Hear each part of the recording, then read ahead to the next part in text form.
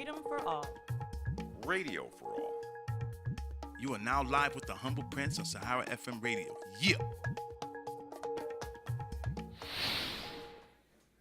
Guess who's Bazak, live with the Humble Prince, Sahara FM Radio. Yeah, we're going over time. That's how much we love you guys, man. Thank you so much. Thank you, everybody, for tuning in. I'm getting your messages on Instagram, on WhatsApp, on Facebook, and everything. Appreciate it. Again, just want to say tonight's show was brought to you by the law offices of Bolanle Mayowa. Please go to their website, www.mayowalaw.com, and also Build Brand You. And this is a good website for college students and for everybody. If you want to rebrand yourself and everything, please go to their website, www.buildbrandyou.com. There's a wealth of information there. Young lady, her name is Winello Reed. She's the purveyor of that blog, and she's actually going to be a guest here in the upcoming shows. But right now, it's time for the critically acclaimed Humble Prince Relationship Roundtable, and you know that I'm a relationship expert, and I can't... Critically acclaimed. Critically acclaimed, yeah. I think your family counts. Yeah, and please, and back in the house to join us. And you know, last time she was here, she was off the charts. She went back to Nigeria, but she's back briefly, and we were able to get her here. Please, let's give a round of applause. Dolapo Adedapo. Dolapo, thank you so much, man. Yeah, thanks for having me on the show. Oh, you getting it right. Right. Okay, Fantastic. can I just call you out because when the lawyer was here, you were on your best behavior. I wasn't my best behavior, man. No dirty jokes. No. Now That I girl, know what I need to do to get him in line. No, that lady doesn't play, man. She was during the pre-show. You know, I was trying to, You're get her. scared, Joe. Just admit you were scared. No, not really. Okay, And again, scared is maybe an exaggeration. More Yeah. intimidating. He was trying to be on his best behavior. Is that the Right. best way to put it? Exactly. Let's say it like that. So Okay. thank you for joining us the last time you were here. You have a lot of fans. You have people Really? sending you marriage proposals on am I a little lying? creepy. Or do you want me to right. Yeah, I had a few. Exactly. I had a few. So real quick, I know we're short for time, but we want to talk about we were going to talk about the Nigerian culture and marriages and relationships, but since we're not we don't have other representatives, of the Nigerian culture. We could talk about the Yoruba culture maybe in a different time. I mean, we're both Yoruba, so I guess Exactly. we can comment on that. So, of course, what do you think the climate with the Yoruba culture is right now with regards to marriages? And Okay, I what feel impact like does it we play? What have- influence? Right. Go ahead. Yoruba women, men, we've been brought, especially women, we've been Right. brought up in this way where, and I don't want to use subservient because it has such a Subservient negative... is the word. Yeah, but it has such a negative connotation. So I Right. think the best thing is, our culture... Right. Almost teaches us, it demands that we're so respectful, and there's Yes. nothing wrong. There's nothing wrong with being respectful. Right. But even compared to other African or Nigerian tribes, Right. we dobale, we kunle, Kneel down. we sorry, let me translate. We kneel down, we curtsy. In Right. effect, the men, we have this formal greeting. Even I guess Igbos and Hausas, they don't have as formal a greeting as we do. Right. And then when you take that to marriage now, it's like that translates into being omodo.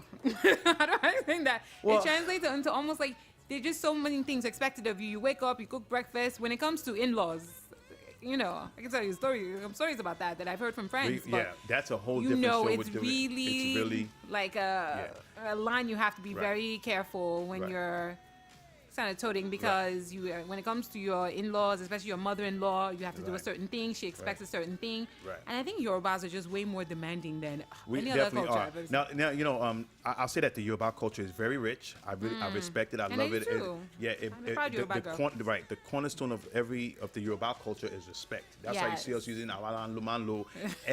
You can't use o and everything. Yeah. Now, when it comes to marriages, I think there has to be boundaries. Yeah. Seriously, because so I say treat your family, treat your daughter-in-law the same way you want your own daughter to be treated in the marriage. No, they don't see it that way. Times have changed. I mean, growing up, when people married into a family, like the wife had to call even women younger than her sister. Or I have a friend going through this right now. Literally, she's married and Right. her husband's brother is probably almost 10 years her junior. Right. And when she calls him by name, he's like, no brother, no uncle. What nonsense is that? Someone that's literally, she could probably almost birth. Like, I don't know how to explain. It's just too much. We need to lighten up. That's a bit tough. Each family is different. In my family, will I want to subject my wife or To that? anybody to that? To be honest with you, no. But the thing is, Honestly, if you it- don't it's- adhere to it, then you're seen as disrespectful, and in-laws in-laws can make your life miserable. They sure can, but you know what? To each his own, man. That's a case-by-case situation. I can't knock the Yoruba culture. It's been done for centuries. But when it comes to men, there are certain things put on men as well. Like, they expect that. You're out all day. There's no sharing of this. Basically the men are expected to go out, sort of make the bread and take care of the home. The man is supposed and take care of his in-laws as well. Right, take care of the whole family. So one of the things the Yoruba man is supposed to do is like, you know what? If the wife's mom is in Nigeria, they expect him to send a ticket. Oh, to okay. pay the flight, take care of the family, take care of them. Buy house, buy car. Yeah, right. Kiss my ass with that. No.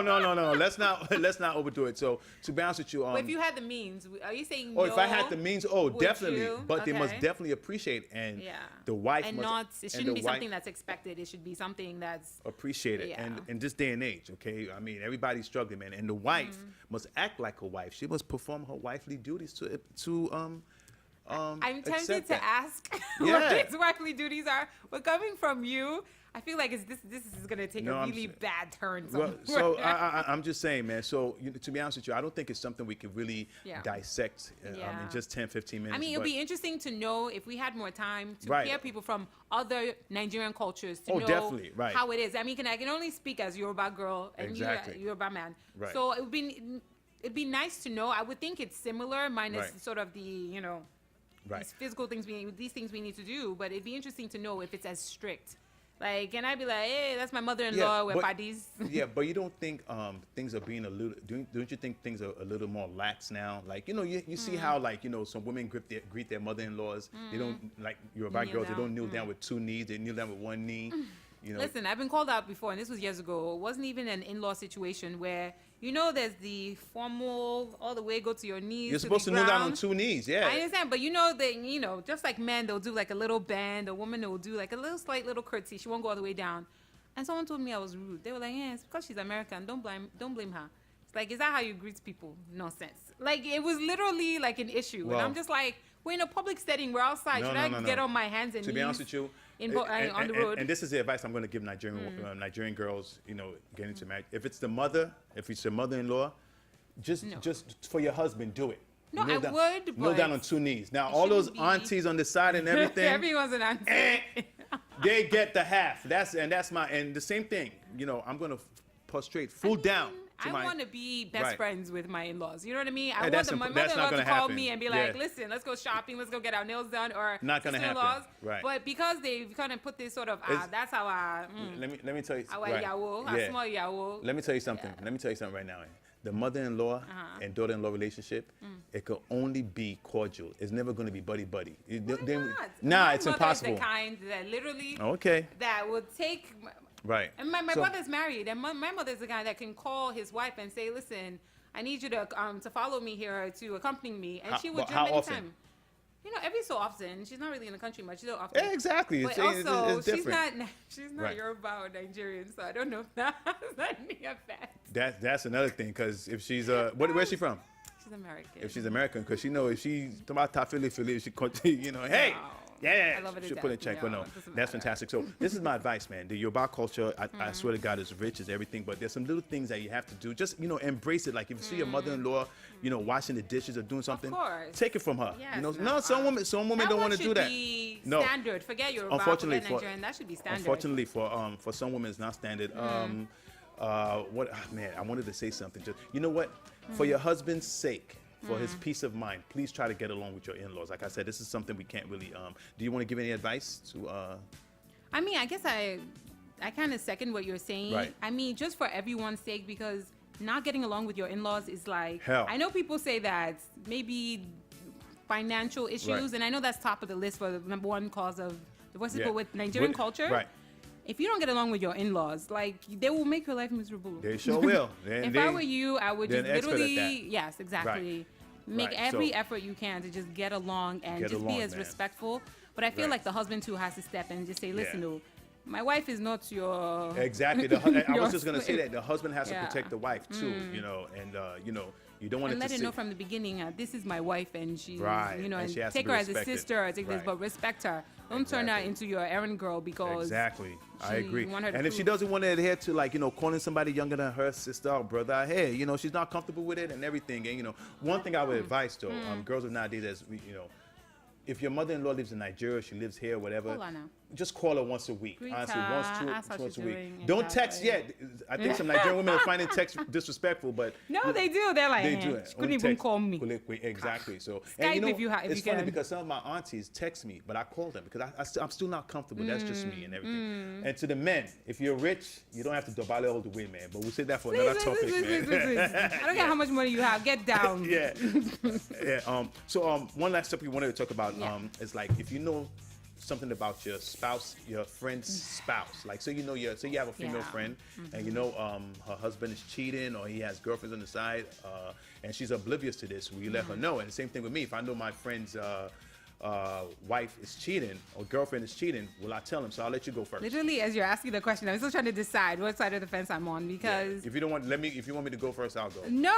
Okay. Because the thing is, my loyalty lies to my friend first and foremost because this is my friend. I'm calling her a friend for a reason, and we're talking like this could be someone that I regard maybe as a sister, like my best friend. I see her as a sister, literally. Right.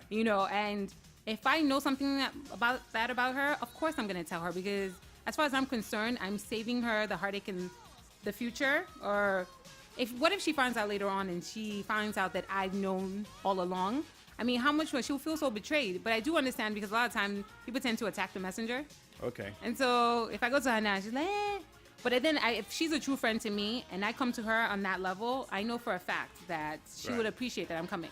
If she's not a good friend and she turns to me and says, it's because she wants to break me and my husband up, she wasn't a good friend to begin with, and bygones be bygones. Right. So you know what I was going to say, to be honest with you, if I find out my homeboy's wife or girlfriend is messing around, I'm going to tell him straight up.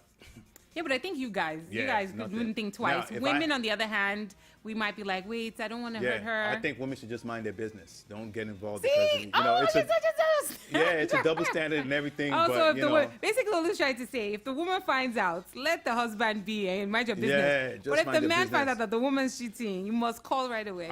If I even see my homeboy's wife or girlfriend even saying just hello or greeting another guy, I'll just call him, hey, what's up now? Yeah. By the way, I just saw something at Kenya Bloomingdale's.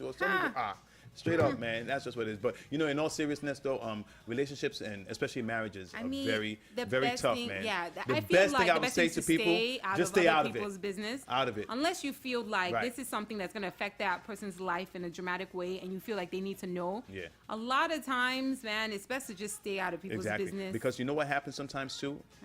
You might go and tell them. They might fight. They might get back. And then you become public. They would literally both turn on you. And then Right. now, because they know that you were the one that told the wife, Right. the husband is going to poison her mind about Exactly. you. And you've lost on all regards. In your attempt to be this They get rid of great you, man. friend, Yeah. you've lost a friend altogether. Yeah. So, Dolapo, thank you so much. I know we don't have enough time, And but you just pushed me to the end of the show. Okay? no, it's no, okay. we we always save the best for last. You know how we do. Oh, okay. That's what happens. When everyone else calls you now. No. You recant. But real quick, is anybody you want to give a shout out or say anything?